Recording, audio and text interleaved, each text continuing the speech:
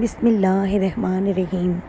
قارون حضرت موسیٰ علیہ السلام کے چچا یسر کا بیٹا تھا۔ بہت ہی شکیل اور خوبصورت آدمی تھا، اسی لیے لوگ اس کے حسن و جمال سے متاثر ہو کر اس کو منور کہا کرتے تھے۔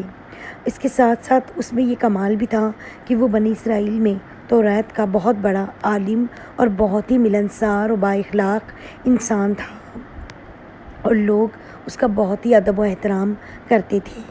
لیکن بے شمار دولت اس کے ہاتھ میں آتے ہی اس کے حالات میں ایک دم تغیر پیدا ہو گیا، اور سامری کی طرح منافق ہو کر حضرت موسیٰ علیہ السلام کا بہت بڑا دشمن ہو گیا، اور اعلی درجے کا متکبر اور مغرور ہو گیا۔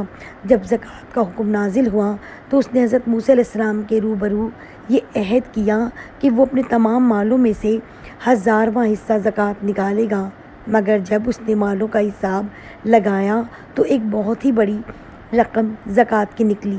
یہ دیکھ کر اس پر ایک دم حرص و بخل کا بھوت سوار ہو گیا، اور نہ صرف زکوٰۃ کا منکر ہو گیا بلکہ عام طور پر بنی اسرائیل کو بہکانے لگا کہ حضرت موسیٰ اس بہانے تمہارے مالوں کو لے لینا چاہتے ہیں۔ یہاں تک کہ حضرت موسیٰ سے لوگوں کو برگشتہ کرنے کے لیے اس خبیث نے یہ گندی اور گھناؤنی چال چلی کہ ایک عورت کو بہت زیادہ مال و دولت دے کر آمادہ کر لیا کہ وہ آپ پر بدکاری کا الزام لگائے۔ چنانچہ عین اس وقت جب کہ حضرت موسیٰ علیہ السلام واس فرما رہے تھے، قارون نے آپ کو ٹوکا کہ فلانی عورت سے آپ نے بدکاری کی ہے۔ حضرت موسیٰ علیہ السلام نے فرمایا کہ اس عورت کو میرے سامنے لایا جائے۔ چنانچہ وہ عورت بلائی گئی تو حضرت موسیٰ علیہ السلام نے فرمایا کہ اے عورت، اس اللہ کی قسم جس نے بنی اسرائیل کے لیے دریا کو پھاڑ دیا اور عافیت و سلامتی کے ساتھ دریا کے پار کرا کر فرعون سے نجات دی، سچ سچ کہہ دے کہ واقعہ کیا ہے۔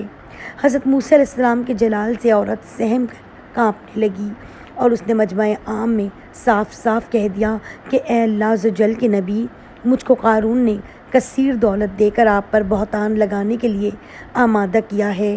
اس وقت حضرت موسیٰ آپ دیدہ ہو کر سجدہ شکر میں گر پڑے، اور بحالت سجدہ آپ نے یہ دعا مانگی کہ یا اللہ، قارون پر اپنا قہر و غضب نازل فرما دے۔ پھر آپ نے مجمع سے فرمایا کہ جو قارون کا ساتھی ہو وہ قارون کے ساتھ ٹھہرا رہے، اور جو میرا ساتھی ہو وہ قارون سے جدا ہو جائے۔ چنانچہ 2 خبیثوں کے سوا تمام بنی اسرائیل قارون سے الگ ہو گئے۔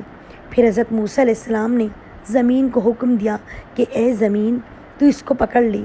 تو قارون ایک دم گھٹنوں تک زمین میں دھس گیا۔ پھر آپ نے دوبارہ زمین سے یہی فرمایا تو وہ کمر تک زمین میں دھس گیا۔ یہ دیکھ کر قارون رونے اور بلبلانے لگا، اور قرابت اور رشتہ داری کا واسطہ دینے لگا۔